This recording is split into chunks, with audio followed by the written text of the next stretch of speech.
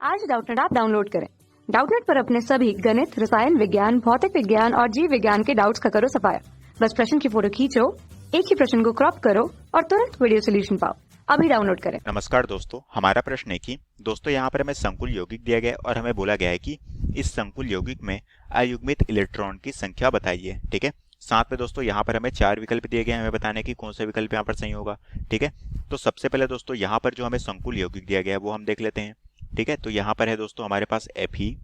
ठीक है, और यहाँ पर हमारे पास क्या है Cn, जहाँ पर इसके कितने मॉलिक्यूल है, 6 मॉलिक्यूल है, और यहाँ पर क्या है 4 माइनस। ठीक है, तो दोस्तों हम जानते हैं कि ये जो हमारा Fe है ये यहाँ पर क्या है दोस्तों, यहाँ पर केंद्रीय धातु के रूप में उपस्थित है। ठीक है, तो हम कह सकते हैं कि ये यहाँ पर केंद्रीय धातु के रूप में उपस्थित है।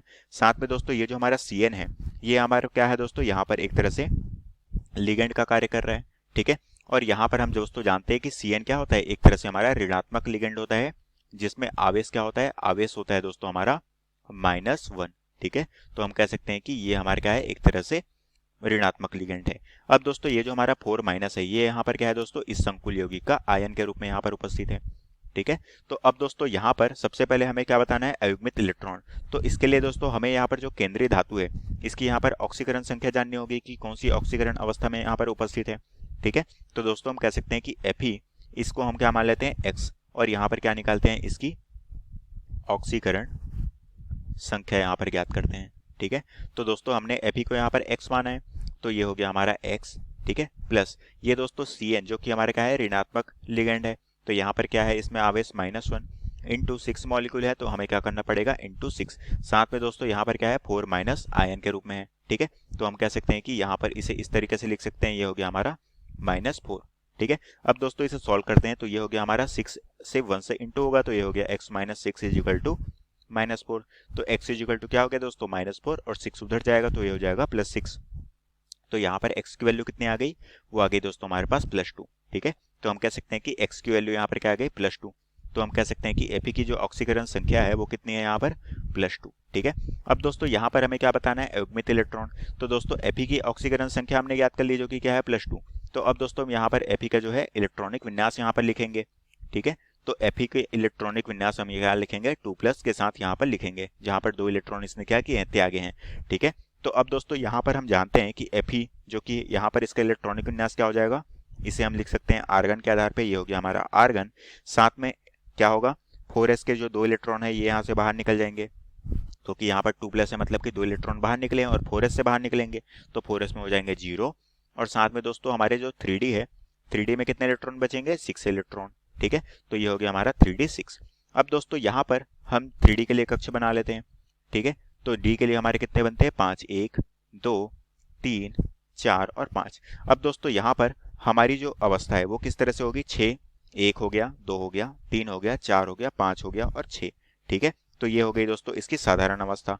अब दोस्तों हम जानते हैं कि यहाँ पर जो हमारा लिगेंड है दोस्तों, ये जो हमारा Cl लिगेंड है, इसे हम जानते हैं दोस्तों ये हमारा क्या होता है, एक तरह से हमारा क्या है, प्रबल लिगेंड है।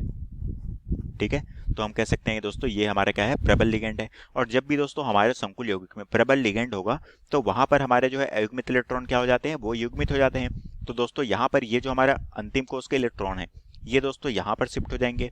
ठीक है, उसी तरह से ये दोस्तों ये जो इलेक्ट्रॉन है वो कहाँ शिफ्ट हो जाएंगे, वो यहाँ पर शिफ्ट हो जाएंगे। अब दोस्तों यहाँ पर जो हमारी अवस्था बनेगी वो किस तरह से होगी, वो हम देख लेते हैं। ठीक है, तो यहाँ पर दोस्तों हमारी जो अगली अवस्था होगी वो प्रबल लिगेंड उपस्थित होने के कारण यहाँ पर क्या होगा, डी के लिए बनेंगे 5, 1 2 3 4 और 5। ठीक है, तो दोस्तों ये जो हमारा 3D के लिए किस तरह से होगा, 2 इलेक्ट्रॉन इधर सामने शिफ्ट हो जाएंगे, तो ये तो दोस्तों पहले से युग्मित था।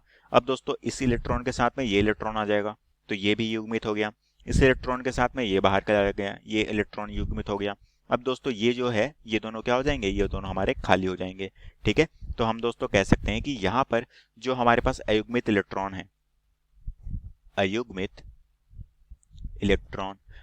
इलेक्ट्रॉन की संख्या यहाँ पर क्या है दोस्तों, वो है हमारे पास 0। ठीक है, यहाँ पर कोई भी अयुग्मित इलेक्ट्रॉन नहीं है, तो हम कह सकते हैं कि यहाँ पर अयुग्मित इलेक्ट्रॉन की संख्या क्या हो गई, 0 हो गई। और वो किस लिए हो गई दोस्तों, वहां पर प्रबल लिगेंड होने के कारण यहाँ पर जो हमारे अयुग्मित इलेक्ट्रॉन है वो क्या हो जाते हैं, एक दूसरे के साथ शिफ्ट होकर युग्मित हो जाते हैं, तो इसलिए हमारी अयुग्मित इलेक्ट्रॉन की संख्या क्या आ जाती है, 0 आ जाती है। ठीक है, अब दोस्तों हम अपने विकल्प देखते हैं। सबसे पहला विकल्प है दोस्तों ये है 1, तो ये ऑप्शन गलत होगा। दूसरा विकल्प है 2, तो ये ऑप्शन गलत होगा। तीसरा विकल्प है दोस्तों 3, तो ये ऑप्शन गलत होगा। चौथा विकल्प है 0, तो ये ऑप्शन दोस्तों हमारे क्या होगा, बिल्कुल सही होगा। और यही दोस्तों हमारा जो ऑप्शन डी है, ये हमारे प्रश्न का बिल्कुल सही उत्तर हो जाएगा। कक्षा 6 से 12वीं से लेकर नीट, IIT, JEE वो एडवांस के लेवल तक 1 करोड़ से ज्यादा छात्रों का भरोसा। आज ही डाउनलोड करें डाउटनेट ऐप या व्हाट्सएप करें अपने सारे डाउट्स 8400 400 400 पर।